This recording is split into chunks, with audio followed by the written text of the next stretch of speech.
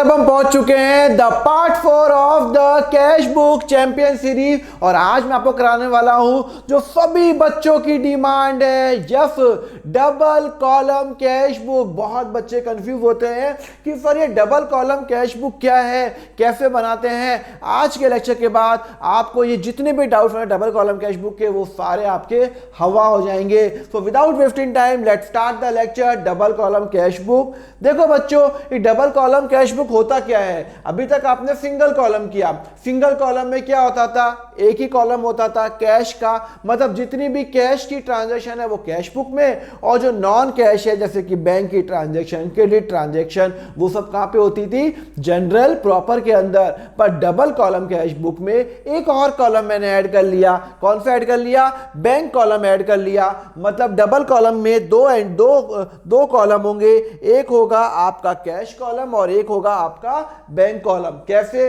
Same treatment है। देखो यहां पे दो साइड होंगी, लेफ्ट और राइट, लेफ्ट और राइट, डेबिट और क्रेडिट। डेबिट साइड में अगर आप देखोगे फॉर्मेट क्या होता है, डेबिट, ये क्रेडिट। डेबिट साइड में डेट, पर्टिकुलर, रिसीट। जब जब मेरे पास कैश बढ़ेगा, जब जब कैश बढ़ता है तो डेबिट होता है ना।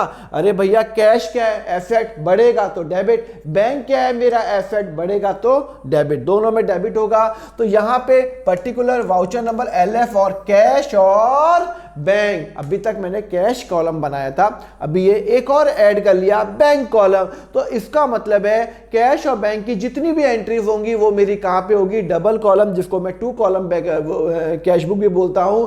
कैश और बैंक लेफ्ट में, सेम यहां पे राइट साइड में date, particular, voucher number, LF और कैश और बैंक आपका हो गया। तो ये आपका क्या होता है, ये आपका फॉर्मेट होता है। तो ध्यान रखना, जितनी भी कैश की ट्रांजैक्शन होगी कैश बुक में होगी, कैश बुक में होगी। जितनी भी बैंक की ट्रांजैक्शन होगी वो भी यहां पे होगी। जो एंट्री में ना कैश है ना बैंक है वो कहां पे होगी, जनरल प्रॉपर में। सिंपल फंडा रखो, अभी मैं आपको करा दूंगा, क्वेश्चन करा दूंगा।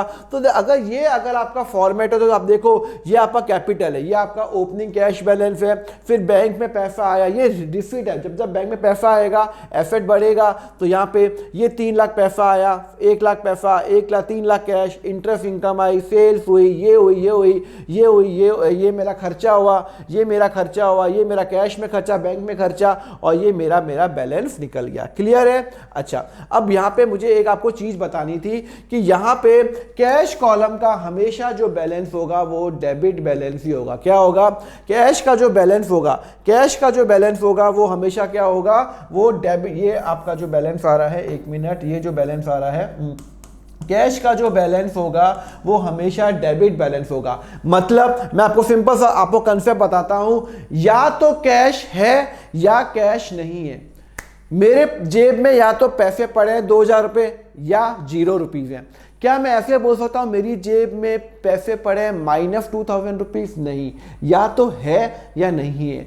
पर बैंक के केस में ये नहीं होता। बैंक के केस में बैलेंस नेगेटिव भी हो सकता है। मतलब अगर मान लो मेरे बैंक में है 5000 रुपये, अभी अमाउंट पड़ा हुआ है और मैंने किसी को चेक काटा 6000 रुपये का, तो बैंक कभी कभी वो चेक पास कर लेती है और मेरा बैंक बैलेंस नेगेटिव भी जा सकता है, माइनस भी हो सकता है। मतलब bank balance can be A negative bank balance. मतलब मेरे बैंक में 1000 रुपये नेगेटिव चल रहा है तो वो क्या होगा, मेरा बैंक बैलेंस नेगेटिव हो गया। क्लियर है, बात समझ में आई। तो ध्यान रखना, बैंक जो बैलेंस होता है वो डेबिट और क्रेडिट दोनों हो सकता है। डेबिट बैलेंस भी हो सकता है, मतलब पैसा पड़ा है। क्रेडिट बैलेंस मतलब मेरा नेगेटिव पैसा पड़ा हुआ है, मेरे बैंक का भी नेगेटिव चल रहा है, मतलब मुझे बैंक को पैसे देने हैं। अगर मेरे बैंक में अभी 1000 रुपये नेगेटिव बैलेंस चल रहा है, उसका मतलब है मुझे बैंक को भाई साहब 1000 रुपये देने हैं। ठीक है ना। तो bank can have a debit और क्रेडिट, पर कैश हमेशा डेबिट बैलेंस। ठीक है ना। ओके, चलो अभी आपको बताऊंगा, आपको सब बताऊंगा, डोंट वरी। पर मुझे उसके पहले क्वेश्चन, अभी क्वेश्चन कराऊंगा, थोड़ा वेट करो ना। पर क्वेश्चन कराने के पहले थोड़ा सा मुझे कंसेप्ट बताना है, तभी तो क्वेश्चन करूंगा। रटना थोड़ी है अपने को। If the question is silent and assume the cheque is receive if deposit on the same date. इसका क्या मतलब है मैं आपको बताता हूं। क्या होता है, कभी कभी क्वेश्चन में लिखा होगा गुड सोल्ड ₹5000 वाया चेक। आपने सारी एंट्रीज नीचे पढ़ ली और लिखा हुआ है कि मैंने गुड्स बेचा 5,000 का चेक में, तो भैया उसकी एंट्री क्या होगी? मैंने चेक में सामान बेचा, तो क्या वो चेक मैंने बैंक में जमा कराया क्या? सपोज करो मैं आपको चेकबुक लाता हूँ, ये रहा, देखो ये रहा मेरा चेक, ये रहा मेरा चेक। अब मुझे बताओ कि मैंने सामान बेचा 5,000 का और मुझे किसी ने चेक दिया।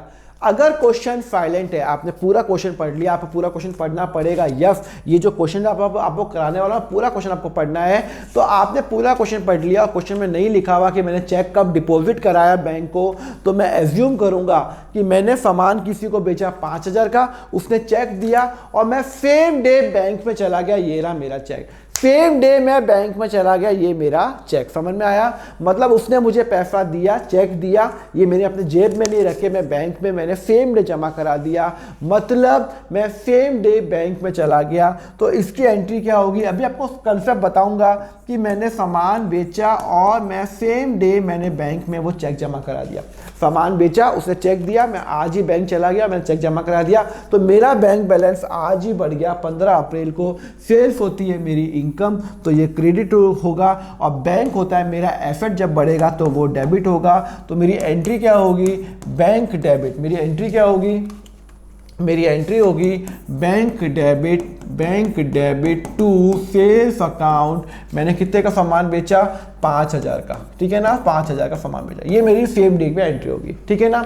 ये तो हो गई सिचुएशन नंबर 1। दूसरा क्या होता है, कभी कभी क्या होता है, क्वेश्चन में आपको ये दोनों एंट्रीज आपको एक साथ दे रखी है, मतलब अलग अलग 1-2 दिन के बाद दे रखी है, पर एंट्री दे रखी है पूरे क्वेश्चन के अंदर। तो आप पूरा क्वेश्चन पहले पूरा पढ़ोगे, उसके बाद ही करोगे। Sold good for 5,000 via cheque, about cheque if deposit in the bank. हुआ क्या? सुनो हुआ क्या, सोचो, आप कॉमन सेंस लगाओ। 15 मई को मैंने सामान किसी को बेचा और उसने मुझे 5,000 का चेक दे दिया। उसने मुझे 5,000 का चेक दे दिया, वो मैंने अपने जेब में रख दिया। सर जेब में कैसे रख दिया? क्योंकि मैंने ये चेक बैंक में जमा कब कराया? ये मैंने 17 तारीख को कराया। मतलब मैंने सामान आज बेचा, या ये ले सामान, उसने मुझे चेक दे दिया, मैंने कहा आज कौन बैंक जाएगा, अभी टाइम नहीं है, बड़ा ट्रैफिक चल रहा है रोड पे, आज नहीं जाऊंगा, 2 दिन बाद जाऊंगा। तो ये चेक अभी तक मेरी जेब में पड़ा हुआ है। ये चेक कहाँ पड़ा हुआ है? मेरी जेब में पड़ा हुआ है। तो जब मुझे किसी ने चेक दिया, मैंने उसको जेब में रखा, मैंने वो बैंक को कब दिया? मेरा बैंक बैलेंस कब बढ़ेगा? मुझे एक कंसेप्ट बता दो, मेरा बैंक बैलेंस कब बढ़ेगा? अरे मेरा बैंक बैलेंस तब बढ़ेगा जब वो बैंक में मैं चेक डालूंगा। जब वो बैंक में चेक डालूंगा, आपको क्या लगता है कि बैंक को क्या मुझे उसको क्या सपना आएगा, अरे दीपक के पास एक चेक आया तो उसको मैं बढ़ा दूं? नहीं, मैं ये बैंक अपने बैंक में जाऊंगा, चेक दूंगा, तभी तो मेरा बैंक बैलेंस बढ़ेगा। तो अभी क्या हो गया, इस दिन पे मुझे सिर्फ चेक मिला है और मैं बैंक नहीं गया हूं। क्वेश्चन में लिखा हुआ है मैं बैंक 2 दिन बाद गया हूं, तो मैं इसकी एंट्री क्या करूंगा? पहले मैं इसकी एंट्री करूं 15 मई को। तो 15 मई को जब मैंने सामान बेचा तो मेरी सेल्स हो गई और भाई साहब ने मुझे चेक दिया, पर मेरा बैंक बैलेंस उस दिन नहीं बढ़ा, क्योंकि मैंने चेक अगले दिन 2 दिन बाद जमा कराया। तो उस दिन रूल के हिसाब से उस दिन मुझे एंट्री करनी चाहिए 15 मई को। तो 15 मई को मैंने सामान बेचा। आज कितने का सामान बेचा? 5,000 का सामान बेचा। तो ये मेरा इनकम हो गई, और इनकम होती है क्रेडिट। उसने मुझे क्या दिया? चेक दिया। तो मैं क्या एंट्री करूंगा? मैं एंट्री करूंगा चेक इन हैंड। क्या एंट्री करूंगा? Cheque in hand. ये एक तरह से मेरे पास एक चेक आया, मेरे पास एक एसेट आया 5,000 रुपये का, और इसको मैं एसेट कंसीडर करूंगा, बिकॉज अल्टीमेटली ये मेरा कैश में कन्वर्ट होने वाला है या बैंक में कन्वर्ट होगा, तो ये मेरा एसेट बढ़ रहा है डेबिट। तो मैं एंट्री क्या करूंगा? मैं सबसे पहले मैं एंट्री करूंगा यहाँ पे एंट्री करूंगा कि मेरे पास चेक इन हैंड आया, डेबिट करूंगा। और 2, मैंने सामान बेचा। मैंने कितने का सामान बेचा? मैंने 5,000 का सामान बेचा। क्लियर है नहीं क्लियर है? मैंने 5,000 का सामान बेचा, तो मेरे पास कैश कितना आया, सॉरी चेक कितना आया? 5,000 का। तो cheque in hand debit to sales 5,000 रुपये। अब 2 दिन बाद ये चेक अभी तक मेरी जेब में पड़ा है, ये चेक मेरी जेब में पड़ा भाई साहब, अभी तक मैंने एंट्री नहीं की है। 17 मई को मैं बैंक गया। 17 मई को, 17 मई है ना, ये 15 मई है ना, हाँ ये मैंने 15 मई को एंट्री की है। ओके, 17 मई को मैं बैंक चला गया। मैं बैंक गया और मैंने कहा यार ये लो चेक। तो भाई साहब जब मैं बैंक जाऊंगा और मैं उनको चेक दूंगा तो मैं एंट्री क्या करूंगा? एक मिनट, मेरी तरफ से आप सिंपल सी बात बताओ, जब मैं बैंक को ये चेक, मेरा सामान तो बिक गया, अभी तो मेरा चेक है, तो मैं बैंक को ये चेक दूंगा। तो जब मैं बैंक को चेक दूंगा तो मेरे यहाँ से चेक इन हैंड जा रहा है। मेरा चेक इन हैंड, मेरे पास क्या था? एसेट था।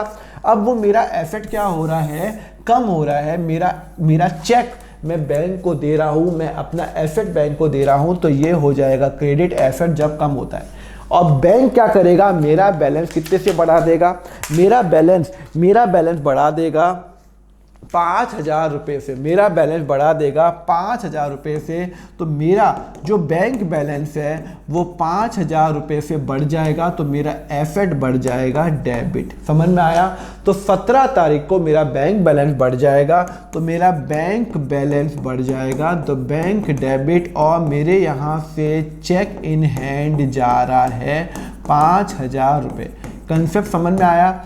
तो मैं आपको कंसेप्ट क्या बता रहा हूं, जिस दिन मैंने सामान बेचा उस दिन मुझे चेक मिला, तो मैंने चेक इन हैंड डेबिट किया, क्योंकि मैंने क्वेश्चन में क्लियरली लिखा हुआ है कि चेक मैं अगले 2 दिन बाद जमा कराया, तो मेरा cheque in hand to sales हो गया। और फिर जब मैंने चेक बैंक में जमा कराया तो मेरा यहाँ से चेक गया, तो मेरा एसेट क्रेडिट हो जाएगा, और यहाँ पे मेरा बैंक बैलेंस मेरा बढ़ जाएगा, क्योंकि मेरा बैंक बैलेंस उस दिन 17 तारीख को बढ़ेगा, ना कि 15 तारीख को। तो 15 तारीख को मेरा बैंक बैलेंस बढ़ेगा, तो एसेट बढ़ जाएगा, तो डेबिट। क्लियर है? अल्टीमेटली क्या हुआ, मैंने ये एंट्री की चेक इन हैंड, तो डेबिट और क्रेडिट हो गया, अल्टीमेटली मेरा बैंक बैलेंस बढ़ गया। ठीक है ना? अब प्रॉब्लम ये आती है, मैंने आपको कहा था कि कैश बुक में जो एंट्री करेंगे वो हमेशा हम एंट्री करेंगे, कौन सी एंट्री करेंगे? कैश और बैंक की एंट्री। तो ये वाली जो एंट्री है ये जनरल प्रॉपर में होगी, क्योंकि यहाँ पे ना कैश आ रहा है ना बैंक आ रहा है, और ये वाली एंट्री आपकी कैश बुक के अंदर होगी, कैश बुक में होगी, बैंक कॉलम के अंदर। कंसेप्ट समझ में आया? देखो, कैश बुक में एंट्री 2 कॉलम कैश बुक बना रहे हैं, तो कैश और बैंक कॉलम होगा।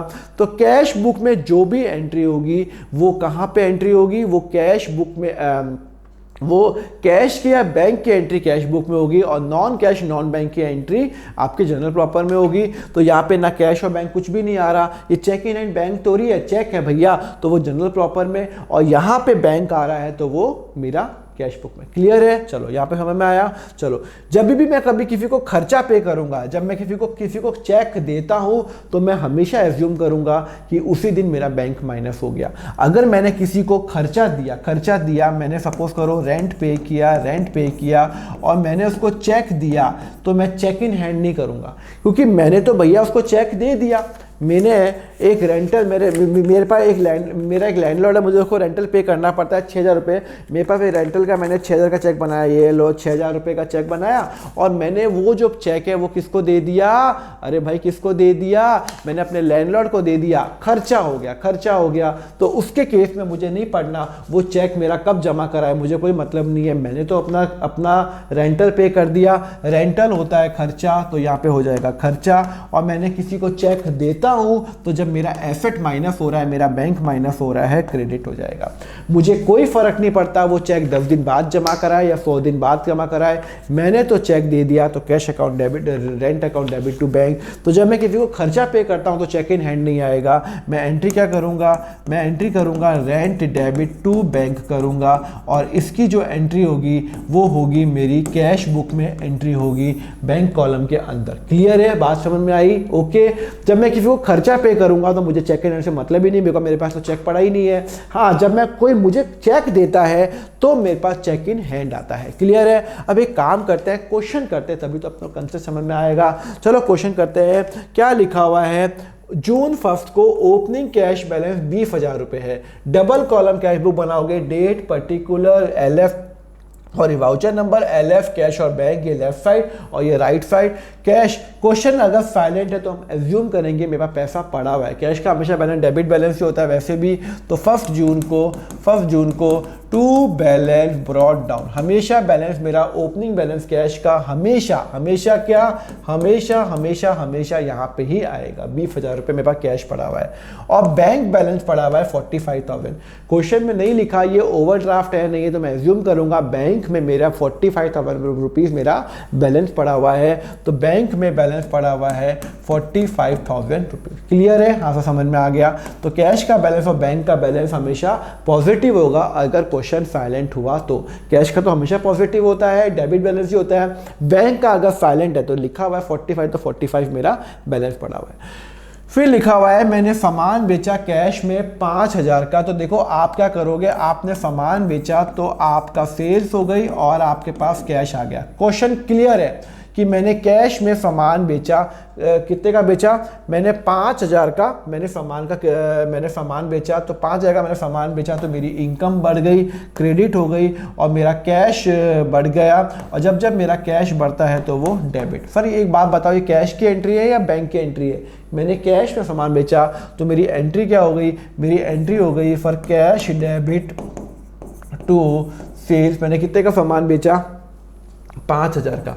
यहाँ पे कैश आ गया, यहाँ पे कैश इन्वॉल्व हो गया, तो यहाँ पे मैं एंट्री कैश में करूँगा टू सेल्स कैश कॉलम में 5,000 रुपये। क्लियर है?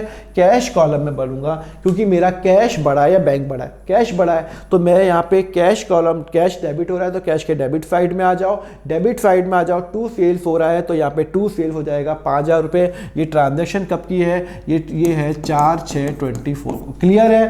कैश बढ़ा ना मेरा, कैश बढ़ा, बैंक तो नहीं बढ़ा, कैश बढ़ा। अभी अपन सब एंट्री करेंगे।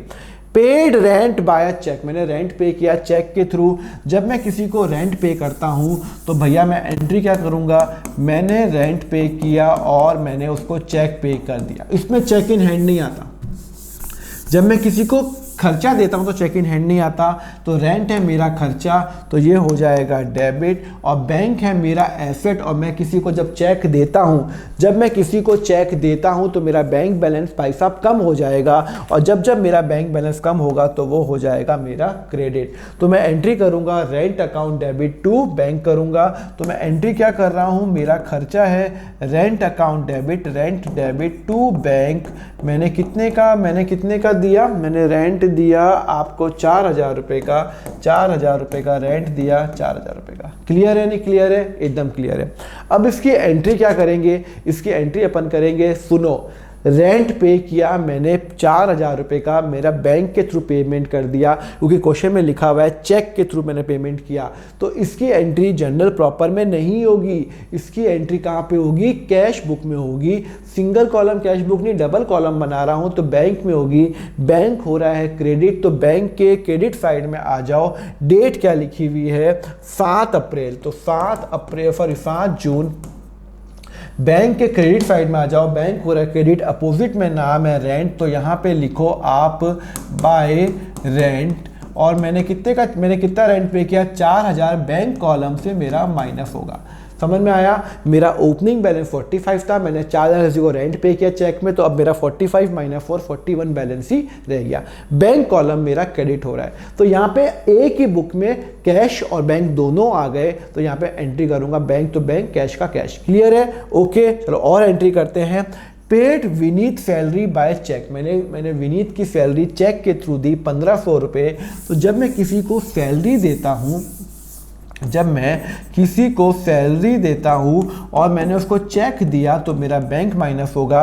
सैलरी होता है मेरा खर्चा होता है डेबिट, और बैंक मेरा कम हो जाएगा क्योंकि मैं सैलरी दे रहा हूँ, मैं ले नहीं रहा हूँ। तो सैलरी डेबिट टू बैंक हो जाएगा 1,500 रुपये। क्लियर है। तो मैंने उसको सैलरी पे की है 8 को, तो यहाँ पे बैंक हो रहा है, क्रेडिट हो रहा है, तो बैंक के क्रेडिट में आ जाओ 8/6/24 को और यहाँ लिखो आपका खर्चे का नाम क्या है, सैलरी। 1500 रुपये आपने पे किया बाय सैलरी और बैंक कॉलम माइनस करोगे, कैश कॉलम माइनस नहीं करोगे। ओके, समझ में आया? ये हो गया।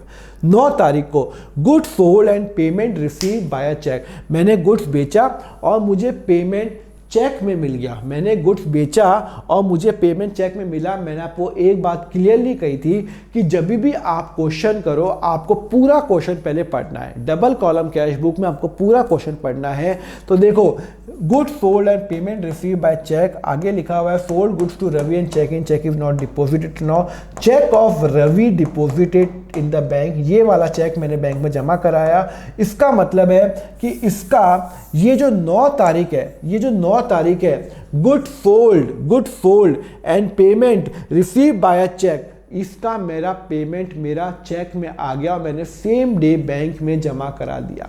मैंने सेम डे बैंक में जमा करा दिया। सर नहीं समझ में आया। अरे भैया, मैंने सामान बेचा और मुझे उसने क्या दिया, उसने मुझे क्या दिया, चेक दिया। तो मैंने चेक उसी दिन जमा कराया या 2 दिन बाद, 10 दिन बाद जमा कराया? क्वेश्चन में कहीं लिखा है 2 दिन बाद जमा कराया? नहीं सर चेक ऑफ रवि, ये तो ये वाले चेक की बात कर रहा है ना, तो ये वाला चेक मैंने सेम डे जमा करा दिया बैंक के अंदर। मैं एज्यूम करूंगा अगर क्वेश्चन साइलेंट है तो यहाँ पे लिखा हुआ है मैंने गुड्स सोल्ड किया और 3000 का, तो यहाँ पे 9 तारीख को जब मैंने सामान बेचा तो मेरा सेल्स हो गया और मुझे चेक मिला, तो मैं एंट्री क्या करूंगा, बैंक को डेबिट करूंगा। सेल्स हो जाता है मेरा क्रेडिट हो जाता है, मेरी इनकम है तो क्रेडिट हो जाएगा, बैंक मेरा एसेट है तो वो क्या हो जाएगा, वो कि बढ़ रहा है, बैंक डेबिट हो जाएगा। तो मेरा बैंक हो जाएगा डेबिट टू सेल्स हो जाएगा। क्या अमाउंट है सर? अमाउंट है आपका 3000 रुपये। तो 3000 रुपये मैं एज्यूम करूंगा कि वो जो चेक मुझे मिला मैं सेम डे बैंक में जमा करा दिया, बिकॉज क्वेश्चन में कुछ नहीं लिखा हुआ इस चेक के बारे में, तो यहाँ पे मैं जमा करा दूंगा। बैंक हो रहा है डेबिट, तो बैंक के डेबिट कॉलम में आ जाओ 9/6/24 को और यहाँ पे टू क्या करोगे, आप क्या करोगे, बैंक डेबिट हो रहा है, अपोजिट में नाम लिखा हुआ ये, तो टू सेल्स 1500 आपने 1500 रुपये, 3000 रुपये, कितना, 3000 रुपये का आपने सेल किया। क्लियर है? 3000 रुपये का आपने सामान बेचा और बैंक डेबिट हो रहा है। सब बैंक डेबिट क्यों हो रहा है? बैंक के डेबिट साइड में आ जाओ। बैंक के डेबिट साइड में आ गया, डेबिट साइड में 3000 रुपये और बैंक बढ़ गया, कैश नहीं बढ़ा। ध्यान रखना, कैश नहीं बढ़ाना, बैंक बढ़ाना, बिकॉज बैंक कॉलम 3000 रुपये है, बैंक के डेबिट साइड में अपोजिट ने नाम है टू सेल्स। क्लियर है? ओके।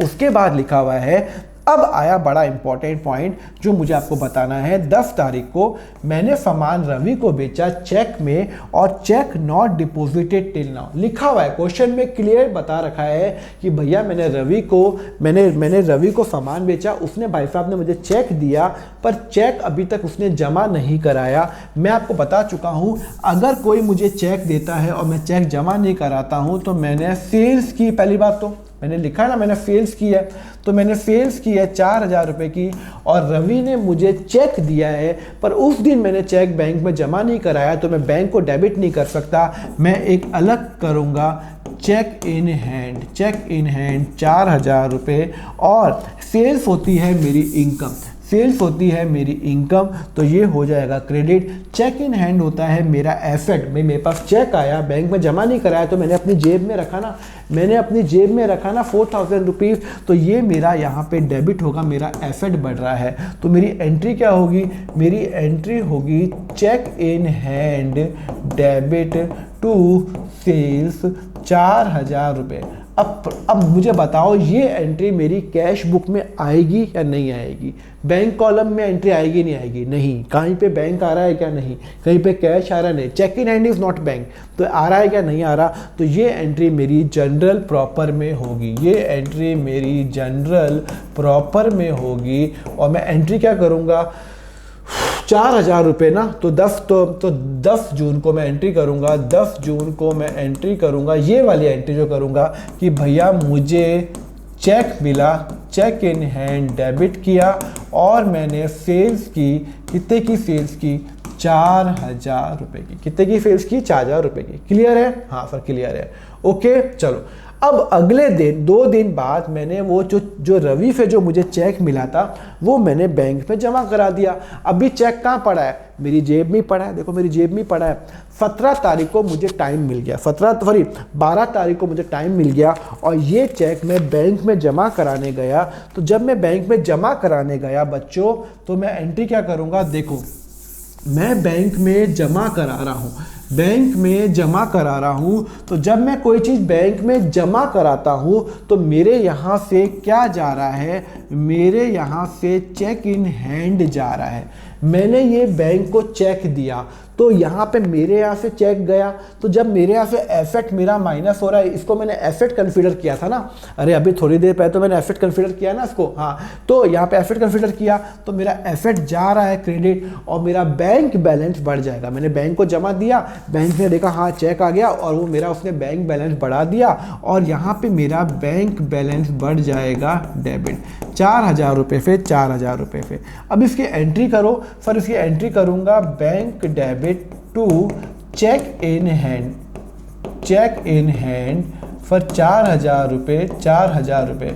अब मुझे एक बात बताओ, क्लियर बात बताओ, मेरा बैंक बैलेंस ये एंट्री कहाँ जाएगी, जनरल प्रॉपर में जाएगी या कैश बुक में जाएगी? सिंपल सी बात, डेबिट और क्रेडिट में कहीं पे भी कैश और बैंक आ रहा है, हाँ सर बैंक आ रहा है, तो इसका मतलब है इसकी entry double column cash book में जाएगी और डबल कॉलम कैश बुक में बैंक हो जाएगा, डेबिट हो जाएगा। तो यहाँ पे जाएगी, कब की बात है ये, मेरी बात है 12 तारीख को, 12/6 को। तो यहाँ पे आ जाएगा 2, यहाँ पे 2 चेक इन हैंड आ जाएगा, 2 cheque in hand. Bank debit हो रहा है 4,000, बैंक डेबिट हो रहा है, कैश डेबिट नहीं हो रहा। क्लियर है? ओके, ये यहाँ पे समझ में आया नहीं आया? आपको समझ में आ गया। तो यहाँ पे मैंने इस दिन क्या किया, वो जो 4,000 का जो चेक था वो बैंक में जमा कराया तो मेरा बैंक बैलेंस बढ़ गया 4,000 रुपये और इसकी एंट्री जनरल प्रॉपर में नहीं होगी, जनरल प्रॉपर में इसकी एंट्री नहीं होगी, ध्यान रखना। बिकॉज यहाँ पे ना कैश ना बैंक, दोनों में से कुछ भी नहीं, कैश और बैंक आ रहा है। क्लियर है? चलो आगे बढ़े। 15 तारीख को मैंने ट्रैवलिंग एक्सपेंस पे किया चेक के थ्रू। जब भी मैं किसी को खर्चा पे करता हूँ तो मैं चेक इन हैंड कभी नहीं करता, मैं तो पे कर रहा हूँ। तो मेरा ट्रैवलिंग एक्सपेंस आ जाएगा और मेरा बैंक कॉलम कम हो जाएगा।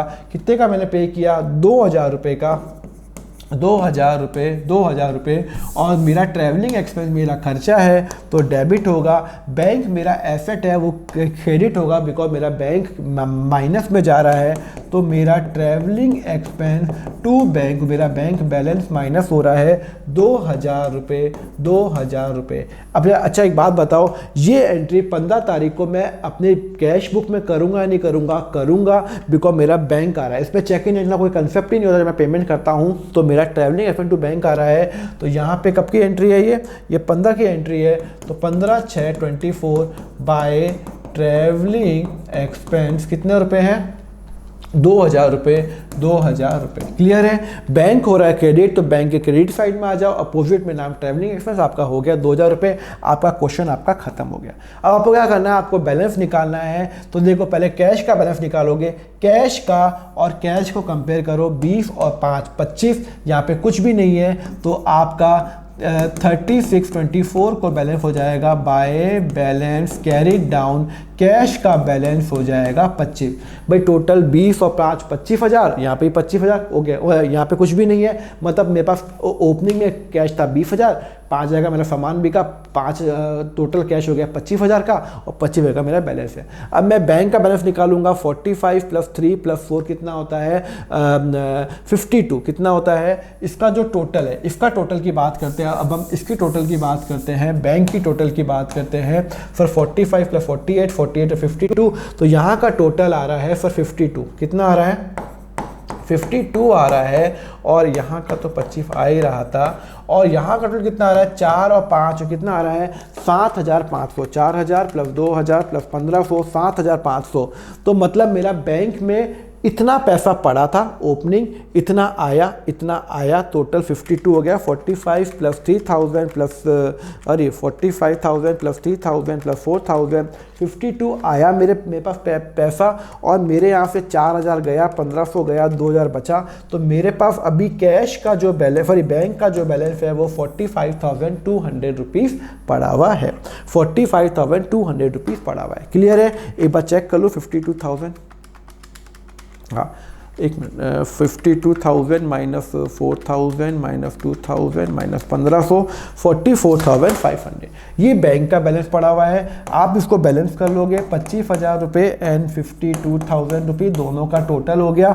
और ये जो टोटल है ये अगले महीने जब मैं 1/7/24 को चालू करूँगा तो मेरा बैलेंस जो ब्रॉड डाउन होगा चेक का आ जाएगा, कैश का आ जाएगा ये 25,000 और 45,500 मेरा बैंक का बैलेंस आ गया। क्लियर है?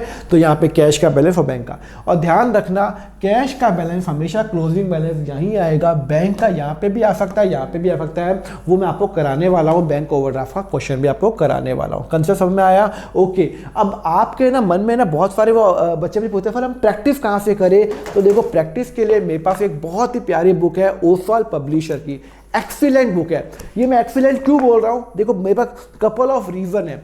एक तो ये जो ओसवाल पब्लिशर की जो ये बुक है ना, इसके अंदर सिस्टमेटिक वे से आपको नोट्स दे रखे हैं। जैसे मैं नोट्स बनाता हूँ ना पिक्टोरियल वे के अंदर, देखो ना ये पिक्टोरियल वे के अंदर अगर आप देखोगे तो ये जो नोट्स है भाई, अकाउंटिंग कैसे होती है, कॉस्ट अकाउंटिंग कैसे होती है, मैनेजमेंट अकाउंटिंग कैसे होती है, इसके यूजर्स ऑफ अकाउंटिंग क्या होते हैं, ये इंटरनल यूजर्स क्या होते हैं, ये सब उसने बता रखा है, सिस्टमेटिक वे में बता रखा है। क्लियर है? अब इसके अंदर मेरा वो भी है, एमसीक्यूज भी है और क्वेश्चंस है। कैश बुक के बहुत सारे क्वेश्चन है, जनरल प्रॉपर क्वेश्चन है, फाइनल अकाउंट का डेप्रिसिएशन सबके क्वेश्चन है, सिस्टमैटिक वे में है। ऐसा नहीं कि रैंडम क्वेश्चन है, सबके एक्सप्लेनेशन है, बहुत ही प्यारे प्यारे पॉइंट्स है जो आपके एग्जामिनेशन में टीचर नॉर्मली इसको ही कंसल्ट करती है। तो ये यहाँ पे देखती है क्वेश्चन, यहाँ पे इसके सॉल्यूशन, यहाँ पे एमसीक्यू, उसके भी सॉल्यूशन भी है प्लस एक्सप्लेनेशन भी है कि इसका ये आंसर क्यों आया, बी आया तो क्यों आया, सी आया तो आंसर क्यों आया। तो एमसीक्यूज भी हैं। ज़्यादातर जो स्कूल्स में यही फॉलो होता है, जो टीचर्स जो पेपर्स भी बनाती है वो भी इसी से बनाती है, बहुत सारे टीचर। तो ये आप बुक मेरे हिसाब से इट्स एन एक्सीलेंट बुक। मेरे जितने बच्चे जो है जो लास्ट के जो टॉपर्स रहे थे अपनी क्लास में, रेस्पेक्टिव क्लास में 11th के अंदर, 12th में भी ये बुक आती है, उन्होंने यही बुक मेरी फॉलो की थी। तो ये बुक आप फॉलो कर सकते हो, it's an excellent book. Sir ये बुक कहाँ मिलेगी? ये बुक मिलेगी आपको अमेज़न पे मिल जाएगी। अगर आपको वहाँ नहीं, आप उनकी वेबसाइट पे जा सकते हो, ओसवाल की वेबसाइट मैंने नीचे डिस्क्रिप्शन पे लिंक दे रखा है। आप मेरा कोड भी लगा सकते हो, यस अकाउंट फंडा कोड लगाओ और 10% आपको उसमें ऑफ मिल जाएगा। क्लियर है? तो आप ये कोड भी लगा दो, आपको उसमें ऑफ मिल जाएगा एंड ये बुक आप ले लो, आपकी प्रैक्टिस हो जाएगी। मैंने यहाँ पे आपको कंसेप्ट तो बता दिया, आपको मैंने कंसेप्ट बता दिया कि ये डबल कॉलम कैश बुक कैसे बनता है। अब फटाफट इस बुक में लो और इसमें आप प्रैक्टिस करो। कोई डाउट है तो मुझे कमेंट सेक्शन में पूछो। ओके चलो, अब हम ये आपको बता दिया। अब मैं आपको बताऊंगा, क्या बताऊंगा, अब मैं आपको डबल कॉलम कैश बुक में बैंक ओवरड्राफ्ट बताऊंगा, पर वो नेक्स्ट लेक्चर में, इस लेक्चर में नहीं, अगले लेक्चर में बताऊंगा। और उस लेक्चर में, पर इसके लिए आप पहले को लाइक करना पड़ेगा। लाइक करोगे तो मुझे मोटिवेशन आएगा। आपका एक लाइक मेरे लिए बड़ा इंपॉर्टेंट होता है। तो do like and do comment so that मुझे आपसे इंटरेक्शन करने का मौका मिले और ये यूट्यूब एल्गोरिथम थोड़ा सा और लोगों को, बच्चों को दिखाए। मुझे आपकी ये गुरु दक्षिणा चाहिए। यू कैन अकाउंट फंड आप मेरा कंट्रीब्यूट कर सकते हो, मेरी वेबसाइट पे जा सकते हो account.com में पूरा कोर्स 11th-12th का पहले से प्री रिकॉर्डेड है, बहुत सारे बच्चों ने लिया हुआ है। 160 आवर क्लास 11th का, 240 आवर क्लास 12th का वहाँ पे ले सकते हो। And just do subscribe my lecture अगर आपको अच्छा लगा। Thank you very much, have a nice day, take care.